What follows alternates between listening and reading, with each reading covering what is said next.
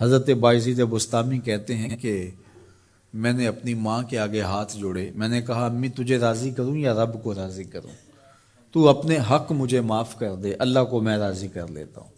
ماں نے کہا جاؤ پتر میں اجازت دیتی ہوں۔ گئے جنگلوں میں ذکر و فکر میں لگے رہے، تنہائی میں اس کو یاد کرتے رہے، دن رات ذکر کے چراغ روشن رکھے۔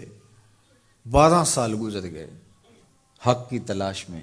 ایک دن واپس بستام کے قریب سے گزر رہے تھے، خیال آیا چلتے چلتے ماں کو سلام کر جاؤں۔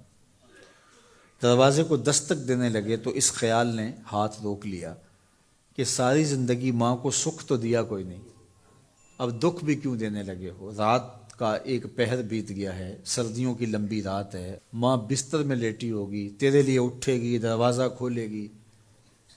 دروازے کے ساتھ ہی لگ کے بیٹھ گئے اور ساری رات کاٹ دی، اس خیال سے کہ ماں کو تکلیف نہ ہو۔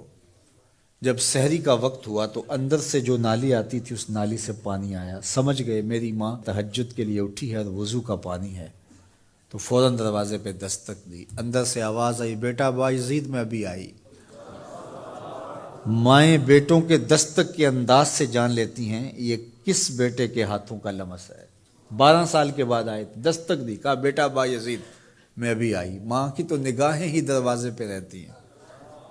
اللہ اکبر۔ کہتے ہیں کہ ماں نے دروازہ کھولا، 12 سال جنگلوں کی خاک چھانتے بیت گئی تھی، پراگندہ صورت، بکھرے ہوئے بال، پھٹے ہوئے کپڑے۔ میری ماں کی جب نگاہ میرے پہ پڑی تو اس کی چشمان سے موٹے موٹے آنسو ٹپکنے لگے، اور اس نے ایسے ہاتھ پھیلا کے کہا مالک میرا بیٹا بایزید تیری طلب میں نکلا تھا، تو نے ابھی تک اسے اپنا قرب نہیں دیا۔ حضرت بایزید بستامی کہتے ہیں 12 سال کی ریاستوں سے جو کچھ نہیں ملا تھا ماں کے اٹھے ہوئے ہاتھوں سے مل گیا۔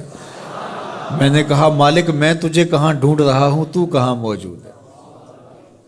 تو ماں باپ کی رضا اللہ کی رضا کا دروازہ کھولتی ہے۔